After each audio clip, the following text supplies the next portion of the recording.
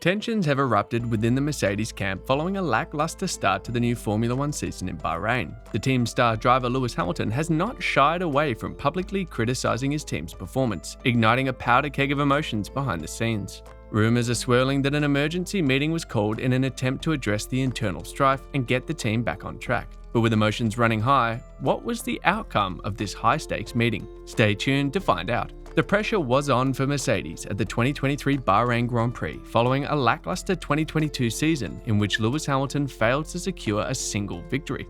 The team's engineers at Brackley and Brixworth had high hopes for the new W14 car, but both Hamilton and his teammate George Russell struggled to make an impact on the grid. Red Bull dominated in Bahrain with Max Verstappen taking the checkered flag and teammate Sergio Perez finishing second.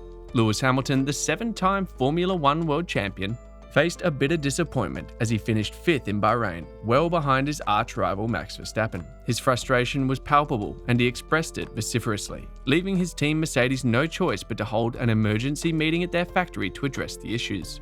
Hamilton, aware that his hopes of this year claiming a record 8th drivers' titles are already looking extremely faint, appeared to criticise his team for failing to listen to his views on the car design, while team principal Toto Wolff described the Bahrain GP as one of the worst days in racing.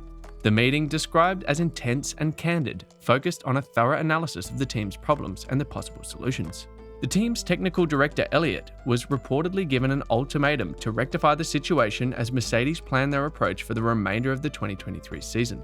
Speaking directly after the race in Bahrain, Hamilton said, "Last year, I told them the issues that are with the car. I've driven so many cars in my life, so I know what a car needs. I know what a car doesn't need. And I think it's really about accountability. It's about owning up and saying, yeah, you know what, we didn't listen to you. It's not where it needs to be and we've got to work." Rumours of team discord swirled in the wake of Hamilton's post-race comments, with fingers pointed in all directions as everyone tried to explain away the underperformance of the W14. Despite these rumours, Mercedes team principal Toto Wolff remained resolute, insisting that there were no issues within the team. He told reporters the Lewis situation is, you heard him on the radio, he is an integral part of the team, picking the team up, and we are all sticking together, and I don't think that is going to change just because we had a start that was really bad.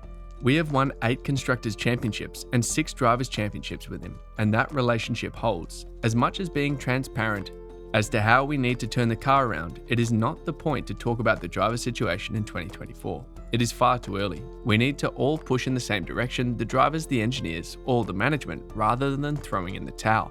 We have never done that, and we will not do it. We just need to really dig deep and deeper than we have ever done and provide both drivers with a car they are able to fight with.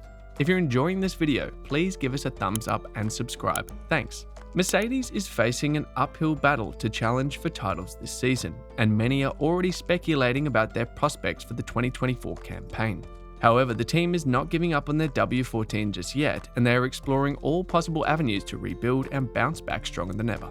As Sky Sports F1's Karen Chandhok pointed out, building a competitive Formula One car is akin to a complex construction project, with countless factors to consider and multiple teams working in parallel to achieve success. With all hands on deck, Mercedes is working tirelessly to make radical changes to their current car that will help them improve their performance and move them closer to the front of the grid. Chandhok said, "It's like building a block of apartments. Think of a cycle of 4 years to build a 4-tier apartment block. Mercedes have got to think about, listen, do we throw away and knock down the first 2 years that we've built and build 3 tiers in the same time that everyone else is going to build just the last tier for next year? And that decision will have to be made now because the architecture and the layout and the concept of the car will get signed off by April for all the teams. So in the next couple of races, they have to make a decision on whether to abandon the concept and go with a whole new concept for next year." The noises coming from Mercedes post-Bahrain suggest that significant change is coming. In his GP recap, trackside engineering director Andrew Shovlin hinted the team might finally conform with, or at least move towards, the more traditional side pod design that Red Bull have been so successful with. Shovlin said, "Given the gap to the front, of course we are going to look at bigger departures and more radical changes. But those changes take time to turn into a faster solution in the wind tunnel. You can't do them overnight. There is quite a lot of development that you've got to do around any sort of big change in geometry in that area. Of course, we are looking at where we can improve the car, we are looking for potential to develop, and you will see visible changes coming on the car over the next few races." Meanwhile, Mercedes also sent an open letter to their fans saying that they were working urgently and calmly to build our recovery plan, but would not panic, make knee-jerk reactions, or look for scapegoats. One of the most intriguing subplots surrounding Mercedes' difficulties is the future of Lewis Hamilton. The 7-time world champion is determined to become the sport's first driver to win 8 titles, but at the age of 38, it is unclear how many years he has left at the elite level of driving. His current contract expires at the end of this season, and while both Hamilton and Wolff have indicated that an extension is a formality, there are concerns that the team's struggles could impact negotiations. Wolff said in January, "As for contract discussions, we have a full year to go. We are so aligned. In the last 10 years, our relationship has grown. It's just a matter of him physically being back in Europe, sticking our heads together, wrestling a bit, and then leaving the room with white smoke after a few hours." Well, Hamilton has been back to Europe and no deal was announced, but speaking ahead of the opening race in Bahrain, the 103-time race winner insisted another difficult year would not alter his intention to remain with the team. Despite Wolff's optimistic comments earlier this year about their aligned relationship and the likelihood of a smooth contract renewal process, Hamilton's recent remarks about the team not listening to him have raised questions about his future with Mercedes. While the prospect of Hamilton leaving Mercedes for a rival team such as Red Bull seems unlikely, the possibility of him joining Ferrari, a team he has expressed admiration for in the past, cannot be ruled out.